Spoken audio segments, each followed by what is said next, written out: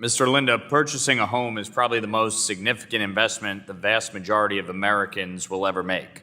Realtors play a vital role overseeing and facilitating this process, especially for first-time home buyers.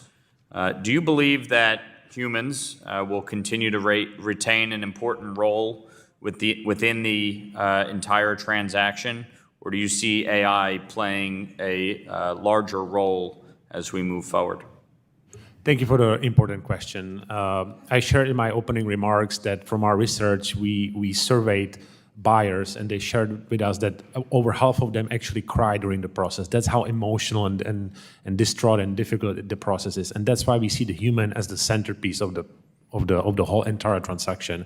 And we are actually trying to use AI to enable the humans to spend more time together, enable the agent to spend more time touring homes in person with the customer, as opposed to, again, doing mundane, repetitive tasks. So we truly believe that the human aspect is a key to real estate transaction, and we see AI as an enabler of humans spending more time together as opposed to less or replacing anyone. Now, we understand that AI can process vast amounts of data, including property records, sales history, economic indicators, and market trends within the real estate market. Using AI to process and analyze this information can help identify patterns and correlations. Do you believe that this means that AI will make buying a home a reality for more people within the market? Absolutely. By increasing transparency, as an example, this estimate empowers more people with information by empowering people to find homes on the market more easily through things like natural language. These are some of the strategies that Zillow has been deploying to really enable more people to find home, make more informed decision, and as I mentioned already, spend more time with the agent in person, so they can get the advantage in the market and actually end up with purchasing a home.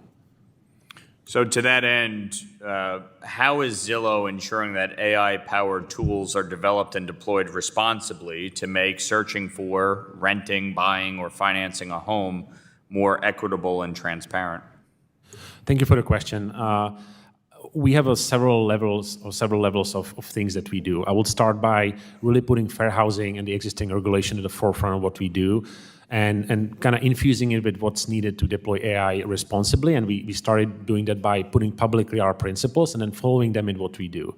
We have a cross-functional working group at Zillow that proactively looks at intakes algorithms early on as the ideas come up. We look at them from the lens of fair housing and responsible AI. We look for inputs that we shouldn't be using.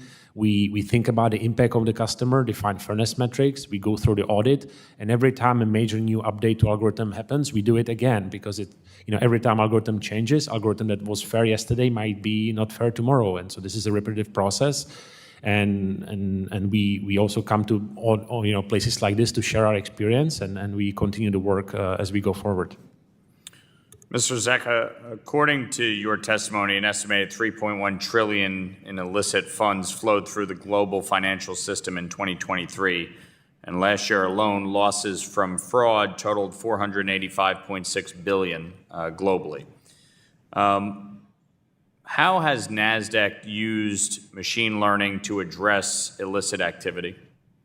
So our Verafin product provides AFC surveillance software for about more than 2,000 institutions, so all the way from credit unions to tier 1 banks.